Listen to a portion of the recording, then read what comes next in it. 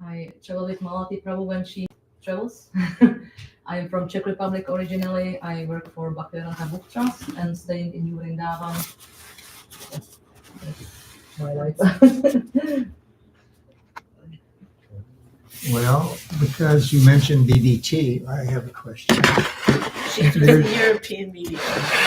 Well, maybe she understands the command structure. So there's BBT here in North America, still out in Los Angeles, I believe, or maybe not. And then there's BBTI. Yeah, maybe the international, Yeah. but it's, And they're not real good at explaining on their websites where the donation should go. If one was to, write a check, they don't really elaborate much. Perhaps you know. I don't know. Okay. Yeah, it's more like, I would say it's more like over umbrella for all the BBTs. So maybe it's better to donate towards one of the zones, American, Mediterranean, North European, Asian, Indian, That's more like tangible. Yeah. Okay. Or I can, if you really are interested, I can find out. Okay. This is it. Ask Kaishori. I would ask. Yeah, that's what I would do. I would ask Kaishori. Also, She knows Prabhu, everything. we have contacts with BBT Mhm. out here. So this is the LA BBT. Okay. So of course, obviously, because we purchase books from them, Mhm. so we are in great talking terms with them. So if you want to write them a check, then by all means you can write them a check. Okay. That's also possible. So basically just use Right. the BBT address in Los Angeles. Yeah, you could do that. Certainly, that would be one. Because way I to know do it. Alachua pops up a little bit too. Yeah. Okay.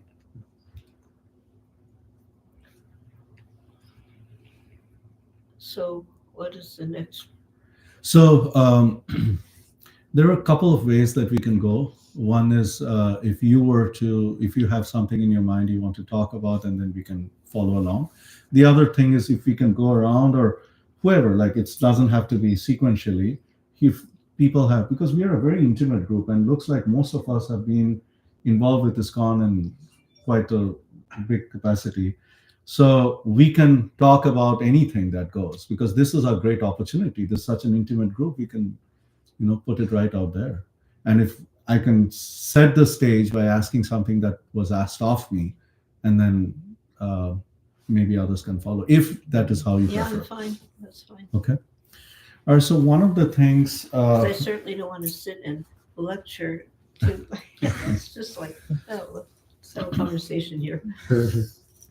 So one of the things that was asked, it came up in more than one occasion, a couple of times in Cincinnati, a couple of times other places, that Srila Bhaktisiddhanta Saraswati Thakur, when right up to that point, when Diksha was given, it was always really the Brahman Diksha and Harinam Diksha combined. And then Srila Prabhupada segregated them to Harinam Diksha and then second initiation, Brahman Diksha. Knowing what you know, what was the impetus behind that? And then does it mean that what are the criteria for our, Srila Prabhupada's disciples, grand disciples, and so on, to take the second initiation? Is it really that they have to have Brahminical qualities in order to get Brahman Diksha, or is it longevity? I'm sorry? One would hope. Yeah, one would certainly hope. But I mean,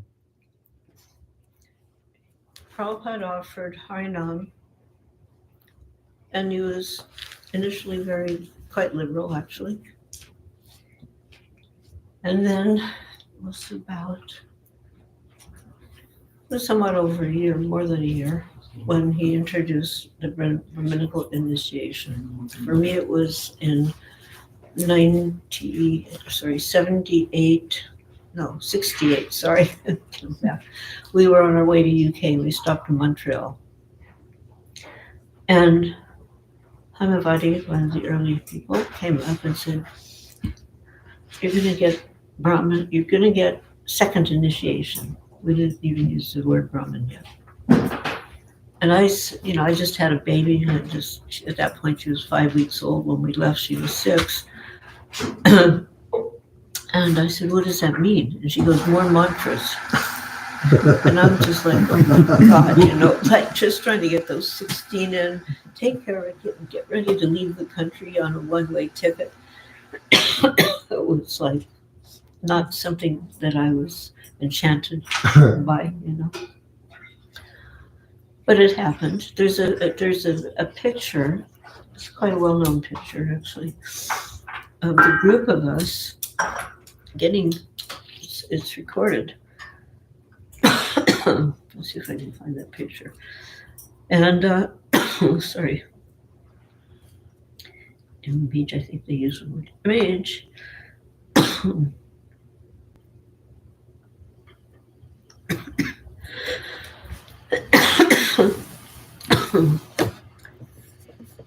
I went all day without having a major cough spell. And here it goes. I have something here.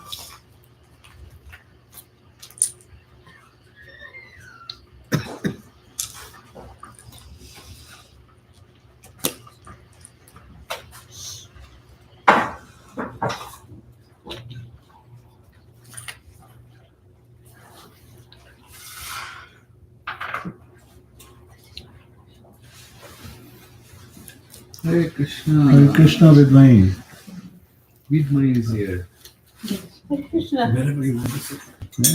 Chandrabal, why don't you get up here a little bit? Yeah. We have this big. Or on the chair, whichever is comfortable. So,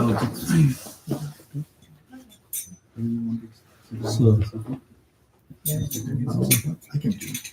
very appropriate timing there, Vidmai. We were just talking about Gayatri Diksha and Vidmai came in. Like, Okay. what is the... That's Here it cool. is. I found the picture.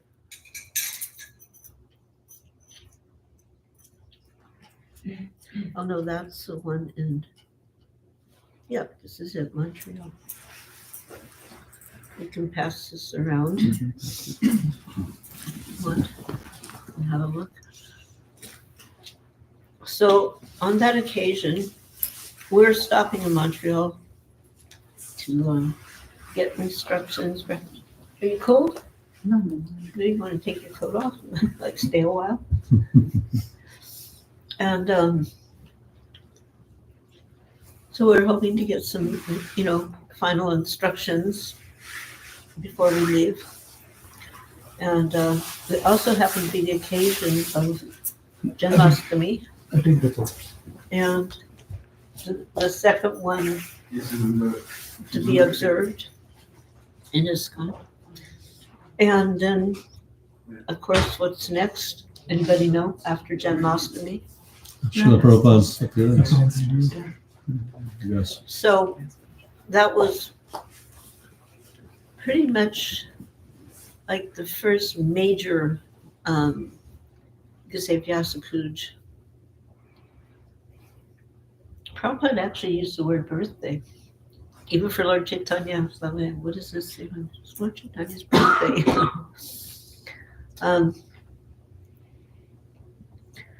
So you can see the pictures, not, a big elaborate thing going on, but one by one, he brought us up, spoke into our ear, and had us repeat after him and do this little thing with the fingers. Mhm. This is a totally ISKCON thing. So somebody comes in the room, they see a person, they see hands maybe moving underneath, and they go to speak to the person, and the person goes, and then they go. Have you ever had that? Yeah, I've Somebody seen comes that, up and you flash, It's like, okay. It's such a in-house thing, Anyway, for FOY, Prabhupada didn't enforce, he didn't even tell us to cover. He wore a kurta, so obviously when he would pull his thread out, the kurta would be there. But from people who are shastrically knowledgeable, they say there's nothing that says you have to hide your hand. during Gayatri. And I've had personal experience with Srila Prabhupada doing this Gayatri when, I'll tell you the story. We were, I used to drive for him when he first came to San Francisco. So we had this car we called the Krishna car, and I wonder why, because there were stencils all over the car, Krishna, Krishna, Krishna. And it was a 54 Ford, and it had some quirks. One of the quirks is the driver's seat was kind of back, and you couldn't get it forward. And it was like a bench seat thing, so whoever in the front was a little. So as a driver, you had to kind of pull yourself up by the, the steering wheel and the bonnet or the hood. It would just at any random moment fly up. So just like we now and no, it was a donated car, which explains some of the quirkiness, I guess. So I had to drive him to the what do you call it? Not the embassy, the consulate. So we're trying to see if we could do something about his visa. And there's this road. I mean, now there's so many roads. Like I'm going through Columbus, I'm like, where am I? Columbus used to be so simple, and now there's all these overpasses and stuff half finished, and it's just a massive mess. And so there was like that, one of these flyover things, but it went around the outer part of the city. So I was on that road, and he liked that road because he goes, oh, you can go fast, because you could, you didn't have to stop. It was a bypass thing, like 470 or whatever you have here. So I saw, he likes this road, so whenever I would drive him, even if it wasn't part of the route, I managed to get on that road. So on that day, that particular day, two things. I'm getting up to the dietary part. I asked him if he knew how to drive, and he said no. And I'm thinking still, because this was just like he'd only been there a very short time, and we were still not clear about what a Swami really was, because our conception of a Swami was some kind of a mystical personality. I mean, when I was at the airport waiting for that plane to land, it suddenly occurred to me, we probably didn't even need to send him a ticket. He could have just, So that was, how we weren't too clear. And then Prabhupada explained that Swami is somebody who's control of the senses, celibate person. Anyways, so he said, no, he didn't drive. That was my question. And he said, but I had a car. So then again, my mind, he probably just sit down and, think the car, think where he I mean, it's almost that way now, isn't it? You sit down and put your life in the hands of whatever the latest self-driving car is, and hope for the best. So then he said, but my son drove. Now the thing was, I didn't, at that point in time, this was still 60s, everybody in India, if they did have a car, they had a driver, chauffeur, as we'd say in English. But I didn't know that system yet. We didn't even know about, servants and all that, what came along with Indian lifestyles. So we get to the embassy, and we're just running, like he has this 12 o'clock appointment, right? And we're just like right on time, but 12 o'clock, Gayatri. So he gets out of the car, and he, I've seen him put his hand under his kurta, but I didn't know what was going on under there. But that day when I saw he had a thread, and he zipped it around his thumb, and he was chanting the Gayatri on his way into the appointment, So we hear sometimes about chanting no hard and fast rules, time, place, circumstance. So, don't beg the issue, but according to situation, things would flex. It'd be some flexibility. And then, you want to hear some other interesting stories about the early days, not necessarily related to Gayatri? So we didn't know about hygienic efforts, you know. And I noticed he didn't have, I noticed he doesn't even have toilet paper in the bathroom. What does he do, you know? Or maybe he doesn't poo. That's, but I wasn't going to ask, you know. And then he would have the boys go out and get some sticks, eucalyptus sticks. Then I saw that the sticks were kind of like fuzzed out on the end. Yeah. And then I thought, maybe that's what he uses. And there was a brass pot in the bathroom, a lota. I just couldn't figure what you know, because we'd never seen a lota before. So then one day, the New York devotees were kind of like very suspicious of the San Francisco devotees. Like, you know, they had Swamiji for a little while now, and suddenly he's exported to San Francisco, and, you know, just what are the answers? Yeah, not the same. Laguna Beach. Where was that and when? 1998, Agni Dev was the temple president, Laguna Beach. We're ready. He hasn't changed a lot.